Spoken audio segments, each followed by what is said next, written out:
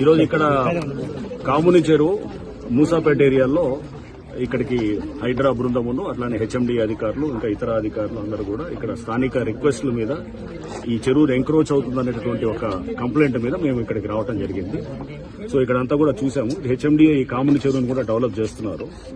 ఇక్కడ ఏదైతే గనక ఎంక్రోచ్మెంట్స్ అంటే కొంత ఈ డెబ్రీ ఏదైతే కన్స్ట్రక్షన్ మెటీరియల్ తీసుకొచ్చి డంప్ చేస్తున్నట్టు ఇది క్లియర్ గా ఎంక్రోచ్ అవుతూ దీన్ని ఒక గుడి అనేటటువంటి ఒక కవర్ తీసుకొని అక్కడ కూడా అల్లారు చేస్తున్నట్టు కూడా ఇక్కడ కంప్లైంట్స్ వచ్చినాయి.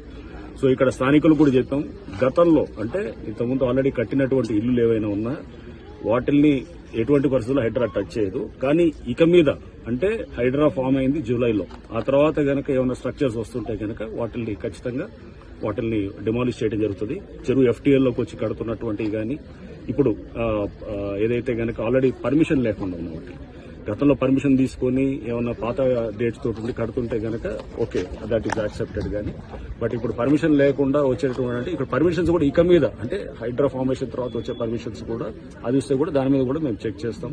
అటువంటి పర్మిషన్స్ కూడా న్యాచురల్ గా ప్రభుత్వం కూడా స్పష్టం చేసింది. పాత పర్మిషన్స్ ఉన్న వాటిని ఆనర్ చేస్తాం, కానీ కొత్తగా పర్మిషన్స్ ఎక్కడ కూడా అది యాక్సెప్ట్ చేయమని చెప్పేసి.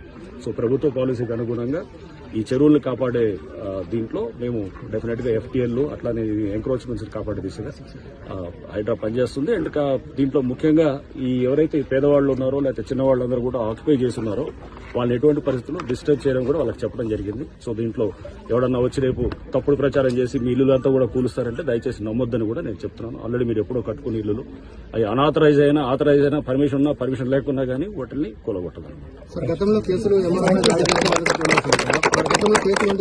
దాడి చేసే వాళ్ళు కూడా ఉన్నారు సార్. ఇందులో అటువంటి కేసులు ఏం చేస్తారు సార్? ఇప్పుడు గతంలో ఇక్కడ కన్స్ట్రక్షన్ చేసుకుంటే ఎంఆర్ఓపై దాడులు చేసిన కేసులు ఉన్నాయి సార్.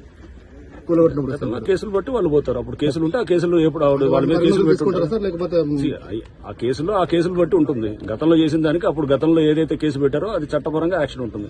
ఇప్పుడు ఎవరైనా చేస్తే కనుక దాని పరంగా యాక్షన్ ఉంటుంది.